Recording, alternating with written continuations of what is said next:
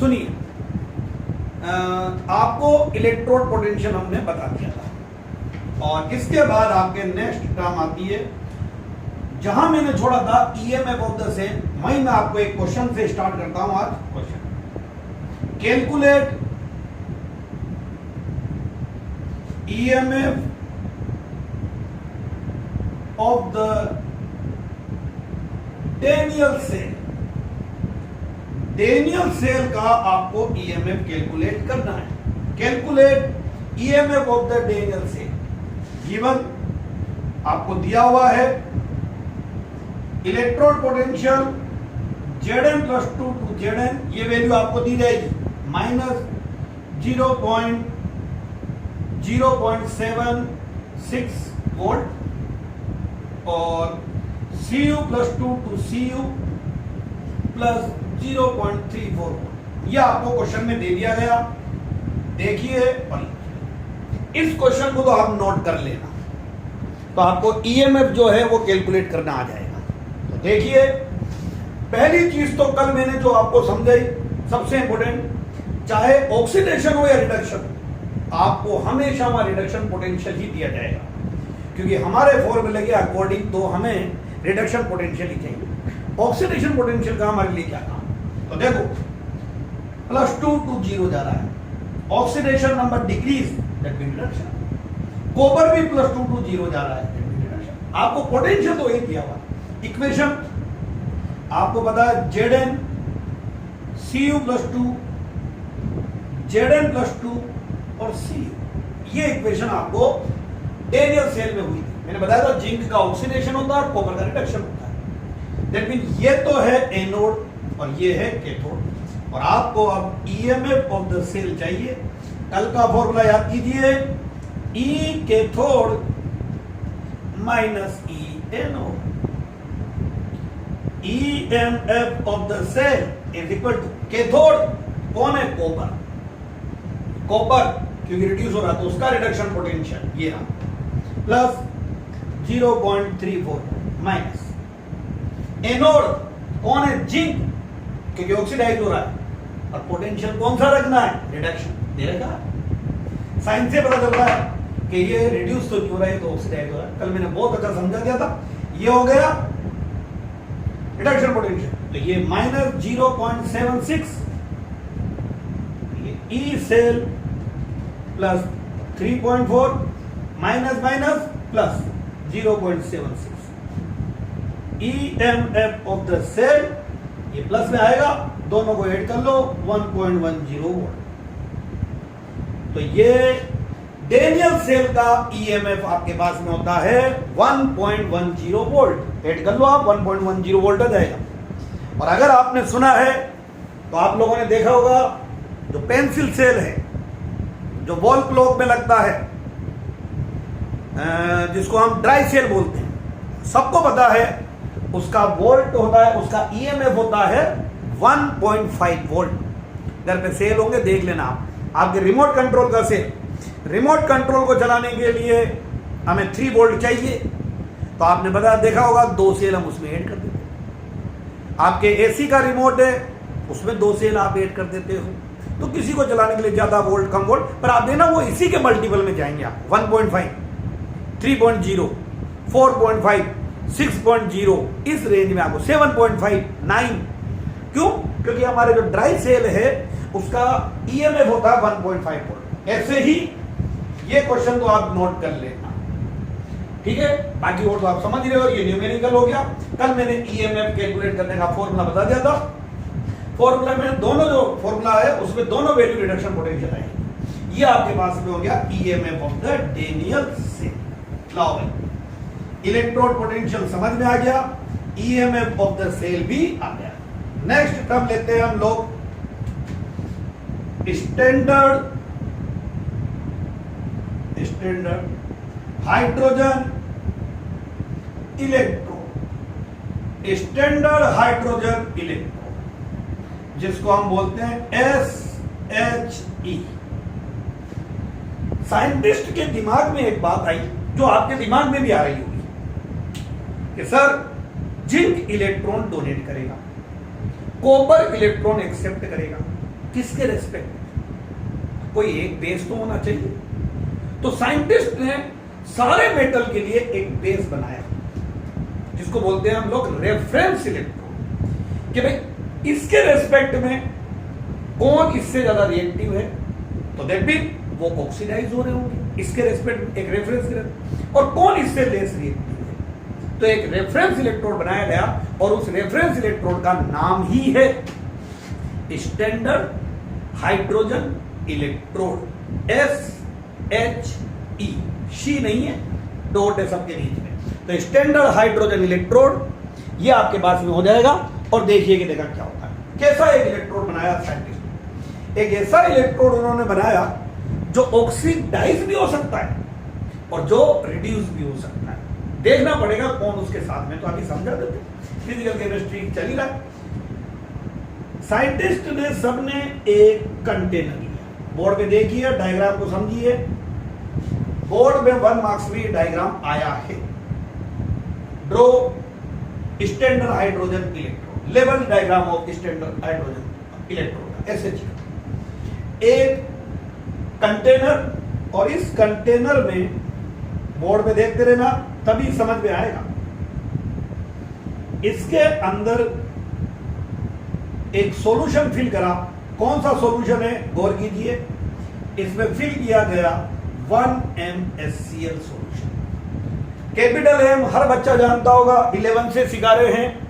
तो इसमें 1MSCl solution को फिल किया गया। कैपिटल M का मतलब है यहां पर मोलेरिटी, तो इसकी मोलेरिटी 1 है। That mean 1 mole of HCl present in 1 litre of solution. तो 1MSCl फिल था। इसके अंदर में एक ग्लास ट्यूब लगाएगी, ये ग्लास ट्यूब, ये ग्लास ट्यूब, एक ग्लास ट्यूब लगाएगी। ग्लास ट्यूब में एक प्लेटिनम वायर लगाया और जिसके एंड पर पे एक प्लेटिनम गेज जाली, ये प्लेटिनम गेज है, ये प्लेटिनम वायर है, ये प्लेटिनम वायर और ये प्लेटिनम गेज, प्लेटिनम की जाली लगा देगी, प्लेटिनम का पीस। और अब इस जो यहाँ पे ग्लास ट्यूब थी उसमें इधर की साइड से एक होल किया गया और यहां से हाइड्रोजन गैस को पास किया गया एक प्लेटिनम इलेक्ट्रोड। प्लेटिनम वायर पर हाइड्रोजन गैस को पास किया गया एक STP। सबको बताइए STP standard temperature and pressure 298 kelvin temperature है और 1 ATM, 1 बार ही ले लो, ATM बार इक्वली होते हैं अप्रोक्सीमेटली, 1 बार जो है वो प्रेशर। और ये जो बोर्ड में लिख रहा है, इधर से हाइड्रोजन गैस जा रही थी और उसके इधर पोर है, उसमें से हाइड्रोजन के ये बबल्स निकल रहे हैं। और ये एक ऐसा इलेक्ट्रोड बनाया गया जो ऑक्सीडाइज भी हो सकता है और जो रिड्यूस भी हो सकता है, रेफरेंस इलेक्ट्रोड। तो बोर्ड पे देख लीजिए कि क्या है, पहले आप लोग, मैं हटता हूं ताकि आपकी निगाह उधर बोर्ड पे आ जाए। एक बीकर लिया, उस बीकर के अंदर में 1MSCl सॉल्यूशन फिल कर दिया, बीकर उसमें 1MSCl सॉल्यूशन फिल कर दिया। एक ग्लास ट्यूब लगाई, उसमें प्लेटिनम इलेक्ट्रोड, नीचे प्लेटिनम गेज जाली लगा दी और हाइड्रोजन गैस उसमें बबल करी यानी पास करी एट STP 298 केल्विन और 1 बार। एक ऐसा इलेक्ट्रोड है जो ऑक्सीडाइज भी होगा और जो रिड्यूस भी होगा, दोनों प्रोबेबिलिटी। देखते हैं कैसे दोनों प्रोबेबिलिटी है। यहां से हाइड्रोजन आ रही है, इलेक्ट्रोड पर जा रही है और यहां HCl है, दैट मीन H+। अब आपने इधर किसी इलेक्ट्रोड को अटैच करा, ये समझना, वो तो जिसके इलेक्ट्रोड पोटेंशियल समझ में आ गया, सब आ रहा समझ में। इधर एक इलेक्ट्रोड अटैच करा, सपोज कीजिए this electrode is more reactive than hydrogen, तो वो इलेक्ट्रोड इलेक्ट्रॉन डोनेट करेगा। दैट मीन उसका इस SHE के रेस्पेक्ट में क्या हो रहा होगा, ऑक्सीडेशन। वो इलेक्ट्रॉन देगा तो इसमें रिड्यूस होने की टेंडेंसी होनी चाहिए, वो अभी मैं आपको बता दूंगा है इसमें रिड्यूस होने की टेंडेंसी। इधर एक और इलेक्ट्रॉन ऐड करा, मान लो वो लेस रिएक्टिव है, तो इस बार ये इलेक्ट्रॉन देगा क्योंकि ये मोर रिएक्टिव हो गया, वो लेस रिएक्टिव है देन हाइड्रोजन, तो ये इलेक्ट्रॉन देगा तो इसमें इलेक्ट्रॉन देने की प्रोबेबिलिटी होनी चाहिए। यानी एक ऐसा इलेक्ट्रोड है जो सेल्फ ऑक्सीडाइज भी हो सकता है और जो सेल्फ रिड्यूस भी हो सकता है, इसी को बोलते हैं हम लोग रेफरेंस इलेक्ट्रोड। अभी समझा और देखिए ये क्या होता है। डायग्राम समझ में आ गया होगा, देखते रहना आप वीडियो में इसको। और अब आगे नेक्स्ट पहला पॉइंट आता है इसमें ए, SHE is a node। अगर SHE नोड बन गया तो कैसे काम करेगा? इसका मतलब जो पास वाला इलेक्ट्रोड है वो लेस रिएक्टिव है, तो वो तो बना कैथोड। अब ये एनोड है ऑक्सीडाइज, तो इसमें ऑक्सीडाइज होने की टेंडेंसी होनी चाहिए, तो है कैसे? हाइड्रोजन आ रही थी तो ये हाइड्रोजन, और ये कन्वर्ट हो जाएगा H+, यानी जो प्लेटिनम इलेक्ट्रोड पर हाइड्रोजन आई वो हाइड्रोजन H+ और इलेक्ट्रॉन दे दे और इलेक्ट्रॉन उधर चल जाए, यानी ऑक्सीडाइज हो सकता है। ऑक्सीडेशन हो रहा है SHE ऐसे एनोड, तो दूसरा कैथोड बनेगा, ये इलेक्ट्रॉन देगा। इसका सिंबल अगर आप लिखोगे तो कैसे? माइनस, इधर तो आ जाएगा SHE इधर, और इधर की तरफ जो दूसरा वाला होगा वो आएगा कैथोड बनकर। यहां SHE का सिंबल कैसे लिखोगे?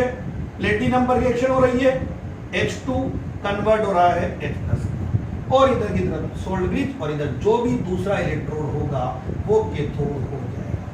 यानी SHE एज एनोड काम कर सकता है, एज एनोड काम कर रहा है SHE। B, SHE as cathode, तो SHE जो है वो कैथोड भी बन सकता है। कैसे बनेगा SHE कैथोड? SHE अगर जो है वो मोर रिएक्टिव मेटल से अटैच हो गया तो आपको पता है मोर रिएक्टिव इलेक्ट्रॉन क्या करेगा? डोनेट। तो अब इसमें एक्सेप्ट करने की पावर होनी चाहिए, और सबको पता है सॉल्यूशन में नीचे क्या फिल हो रहे थे? H+, HCl था, वो H+ इलेक्ट्रॉन प्लेटिनम वायर पर आए, और उधर से जो इलेक्ट्रॉन आए वो ये एक्सेप्ट कर लेगा, और एक्सेप्ट करके ये कन्वर्ट हो जाएगा +1 से 0 पे जा रहा है, रिडक्शन हो रहा है।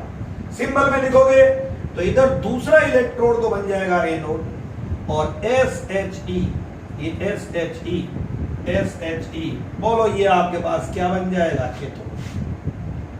इसका सिंबल माइनस, इधर एनोड दूसरा इलेक्ट्रोड होगा, और अब SHE का रिप्रेजेंटेशन कैसे करोगे? H+ कन्वर्ट हो रहा है H2 में, और रिएक्शन कहां हो रही है? प्लेटिनम। रिएक्शन प्लेटिनम पे हो रही है, और H+ कन्वर्ट हो रहा है H2। यानी एक ऐसा रेफरेंस इलेक्ट्रोड है जो एनोड का भी काम कर रहा है और जो कैथोड का भी काम कर रहा है। ये ऑक्सीडाइज भी हो रहा है और ये रिड्यूस भी हो रहा है। और C point, EMF of SHE जो है उसका EMF वो मान लिया गया 0।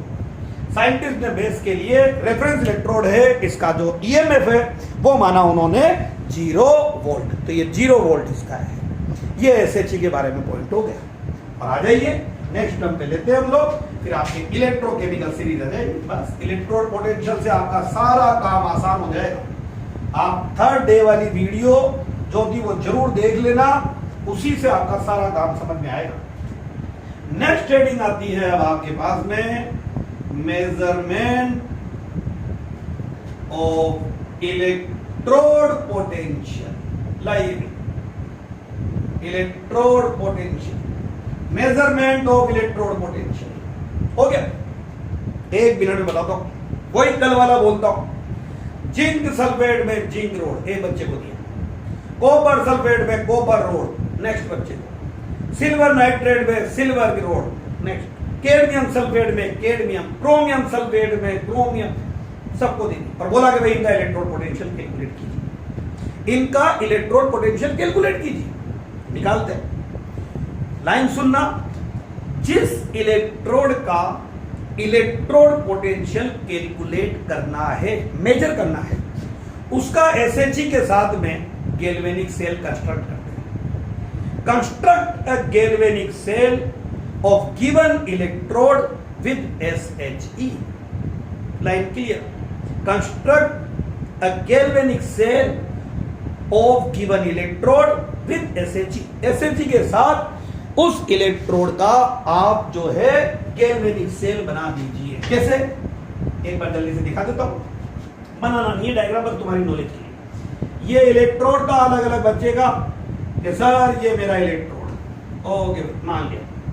इसके अंदर में ये जिंक रोड है, जिंक सल्फेट, कॉपर है तो कॉपर रोड, इधर पास में लगा दिया SH। देखो प्रैक्टिकल चल रहा है, ये साइंटिस्ट ने जो प्रैक्टिकल करे वो बता रहे हैं हम आपको, तो बस केवल लिखना, आपको प्रैक्टिकल थोड़ी करना। इसमें HCl साइंटिस्ट ने कैसे मेजर करा, यहां पर 1 MnHCl फिल हो रहा है और इसमें ये एक ग्लास ट्यूब लगी हुई है, ये प्लेटिनम वायर लगा हुआ है, नीचे प्लेटिनम गेज है, ये प्लेटिनम है, प्लेटिनम गेज। इधर से हाइड्रोजन पास हो रही है, ये 298 केल्विन और ये 1 बार प्रेशर, और इस इलेक्ट्रोड का ये वोल्ट मीटर लगाया और इस SHE के साथ गैल्वेनिक सेल बन गया, और गैल्वेनिक सेल बन गया और ये एक इन्वर्टेड ट्यूब लगाई, ये एक इन्वर्टेड ट्यूब, सबको नाम पता है, मन में बोल ही लेना, मेरे साथ के साथ में पता है, सबको पता है, सॉल्ट ब्रिज, ये लो भाई ये सॉल्ट ब्रिज। अब सबको इतना तो कॉमन सेंस है कि ये मेटल जो भी है, जिंक है, कॉपर है, कैडमियम है, सिल्वर है, जो भी है, या तो हाइड्रोजन से मोर रिएक्टिव होगा या लेस रिएक्टिव। अब बच्चों के दिमाग में बहुत सारे जिनके ऊट पटांग दिमाग में आता है, सर हम इधर भी कॉपर लगा दें, इधर भी कॉपर लगा दें, क्या होगा, कुछ भी नहीं होगा, हवा भी नहीं होगा, दोनों सेम रिएक्टिव है, कॉपर कॉपर। पता कहता बहुत सारे दिमाग में आती है, सर हम इधर भी कॉपर बेटा सेल नहीं बनेगा, एक मोर रिएक्टिव होना चाहिए और एक less reactive. More reactive electron देगा और लेस रिएक्टिव इलेक्ट्रॉन लेगा। तो यहाँ जो है वो 100% या तो हाइड्रोजन से मोर रिएक्टिव होगा या लेस रिएक्टिव होगा, और जब होगा तो वो या तो इलेक्ट्रॉन डोनेट करेगा या एक्सेप्ट करेगा, ये देगा इलेक्ट्रॉन या ये देगा, वोल्ट मीटर में डिफ्लेक्शन आना ही आना है। तो वोल्ट मीटर जो है वहां से रीडिंग नोट कर लेंगे, सुनना आज आप खत्म करेंगे इसी रीडिंग को।